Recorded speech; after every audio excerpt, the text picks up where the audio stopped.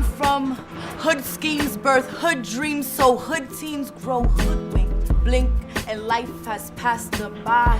Answers aren't found in your textbooks, so they learn to read the skies. Don't know there's a difference between breathing and being alive. The block's belly is bottomless, so they sing gunshot lullabies, trying to live in a livelihood.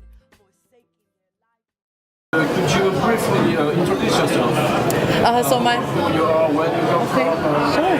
So my name is Elizabeth Acevedo. I am a poet, originally born and raised in New York City. My parents are from the Dominican Republic, which is a Caribbean island shared with Haiti near Cuba. And I've been writing poetry since I was really young, since I was a child. And in 2014, I won a national competition and then applied for a grant to come perform and exchange in Paris and Brussels to learn more about the slam communities here. Where school is the enemy and learning is the challenge, I tell them education is the remedy. It's your first time in Belgium? This is my first time in Belgium. It's actually my first time performing in Europe, and so it was great, I think, to end in Belgium because people have just been so welcoming, and I feel so full and so moved. Before coming here, have you ever ever heard about Belgium? Did you know if I knew it existed. Yes, I could find it on a map. I knew chocolate, yeah. And I knew, Belgian chocolate. How did you get involved in poetry?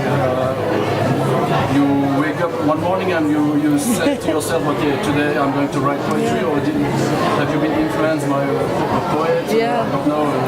I think it came from music. My father always listened to music every Friday night and would play old school music from when he was growing up, but beautiful letters, beautiful words.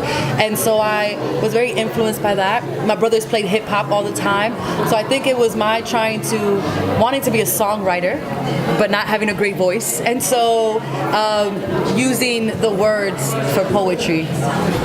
And do you remember your first poem? Yes, you want me to recite it? I was 8, so dolphins don't kill dolphins and birds don't kill birds, but people kill people, and that really hurts. They must use it to their advantage. We are the best dreams our parents ever dreamt.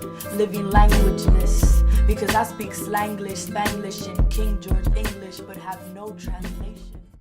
Why people from Africa or South America try to look like European, try to look like white people?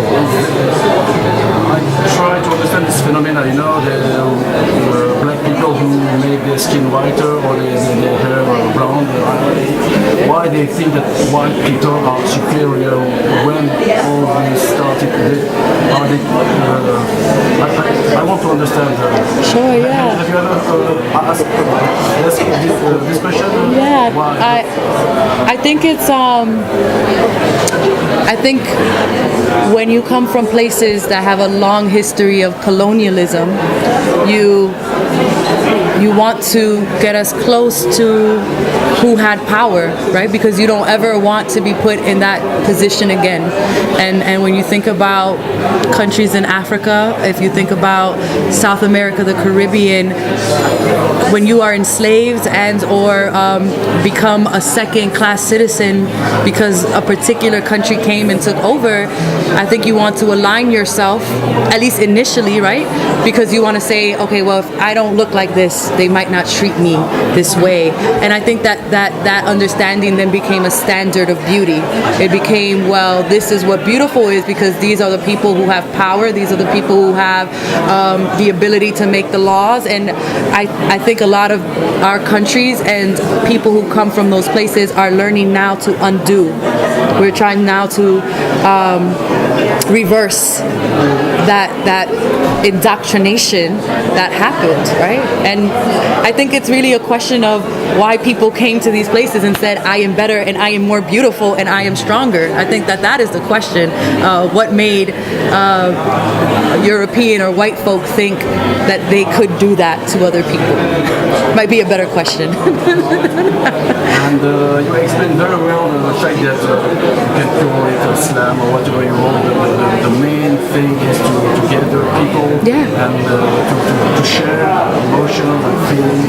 Yeah, I mean, I think you find that some people call it an open mic, some people call it an open stage, sometimes it's a slam, sometimes it's a poetry jam. Like, we want to come up with labels, but essentially it's let's gather people together and let's tell our stories. And I think that is that goes probably as far back as humanity, right? Gathering around the fire and telling stories. And I think this is the modern day version of that, coming together and learning and having these conversations that are hard, but that are safer in spaces like this. And currently, are you working on a project, or are you writing a book or something like that, a CD? So I have a book of poems. Yeah, a book of poems will be coming out of mine in September, and I'm currently working on another book of poems that I've been submitting to different publishers to see if it gets picked up.